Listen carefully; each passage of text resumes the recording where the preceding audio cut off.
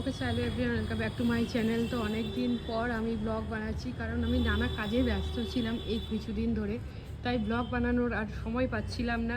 তো আজকে আবার শুরু করছি। তো তোমরা দেখতেই পাচ্ছ কীভাবে মেঘটা করেছে, আর দেখতেও কিন্তু বেশ সুন্দর লাগছে। দেখো এইটুকু জায়গায় কীরকম মেঘটা করেছে, আবার এখানে দেখো কিরকম ছাড়া ছাড়া মেঘ করেছে, আবার ওই দিকটায় দেখো কিছুটা মেঘ গেছে, তারপরে দেখো পরিষ্কার। তো যাই হোক, মনে হচ্ছে আজকে বৃষ্টি হবার কথা। দেখা যাক, বৃষ্টি হলেই ভালো, কারণ প্রচণ্ড গরম পড়েছে। তো হাওয়া দিচ্ছে, বেশ ভালোই লাগছে। তো আমার বন্ধুর ছেলের আর মেয়ের হচ্ছে স্কুলের প্রজেক্ট, দেখো তার মধ্যে একটা রেডি হয়ে গেছে। আদিম যুগের বসবাস নিয়ে ওদেরকে করতে দিয়েছিল, এবং ওরা তো ছোট মানুষ, ওরা কি এগুলো পারে এত কিছু করতে? তো যাই হোক, শেষ পর্যন্ত সেই কারণে আমাকেই করে দিতে হলো। তো সেই কারণে এইটা রেডি হয়ে গেছে, আর একটা বাকি আছে, সেটাও করে দেবো। আর এছাড়াও ওদেরকে জুয়েলারি মেকিং করতে দিয়েছিল। তো এই সমস্ত কাজের জন্যই কিন্তু এই কদিন আর কোনো ব্লগ টক দেওয়া হয়নি। তো এই হচ্ছে সেই গলার হার, তারপরে কানের দুল, এই যে কানের দুল, এই দেখো কানের দুল আর গলার হার, আর এটারও তাই গলার হার, আর এই হচ্ছে সেই কানের দুল।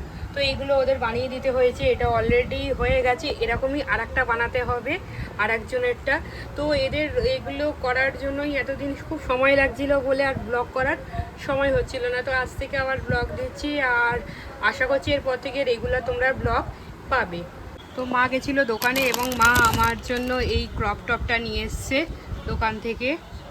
তো এই ক্রপ টপটা বেশ সুন্দর দেখতে, দেখো, আর একদম সিম্পল, যেরকম আমি পছন্দ করি। খুব কাজ করা থাকবে সেরকম আমার কিন্তু ভালো লাগে না। যত হালকা হবে আর কম ডিজাইন থাকবে সেগুলো আমার কিন্তু বেশি ভালো লাগে। তো এরকম একটা ক্রপ টপ এনে দিয়েছে, এটা গরমের সময় পরে কিন্তু খুব আরাম। তো যার জন্য এটা বেশ ভালো লেগেছে। তো গরমে যেখানে যাব আমি সেখানে পরে যাব এটা। তো এটাও তোমাদের সাথে শেয়ার করা হয়নি, তো এটা শেয়ার করে দিলাম। এটা যদিও আমি এখনও পরিনি, তো পরে অবশ্যই দেখাবো তোমাদেরকে। তো কিছুদিনের এই গরমের মধ্যে সব কিছু দেওয়ার পরও দেখো এখানে এই জবা গাছটা তো ঠিকঠাকই আছে, লঙ্কা গাছটাও ঠিকঠাক আছে, তবে এখনও লঙ্কা হয়নি এটার মধ্যে।